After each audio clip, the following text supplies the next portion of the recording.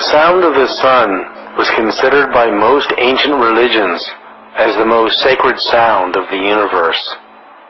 It is a sound that cannot be heard by the human ear, because the human ear only hears between 20 and 20,000 hertz. The sound of the sun is much lower in frequency and also much higher in frequency than we can hear. Could the sound of the sun be part of the universal language system? NASA has recorded the actual sound of the sun in deep space and compressed the inaudible waves so that human ears can hear it.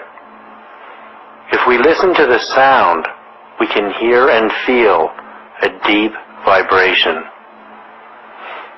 The sound of the sun recorded by NASA is precisely as the ancient Hindus had described it in the Vedas thousands of years ago. It is a mantra that can be intoned with human speech as Om.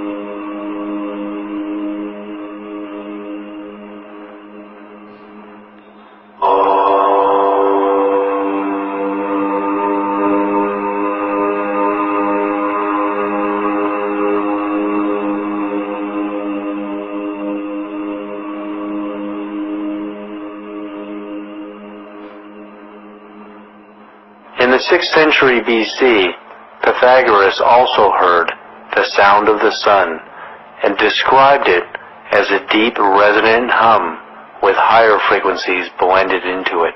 How did the ancient Hindus know this mantra if it could not be heard by the human ear? Could they have actually peered into the universal consciousness and perceived it?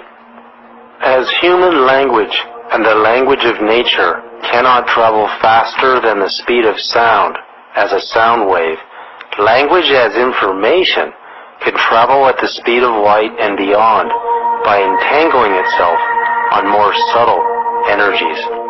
In the same way that we can send human voices or music on radio waves at the speed of light, we can send our own dialogue, personal energy signature, and information through our own biophoton light emissions at the speed of light.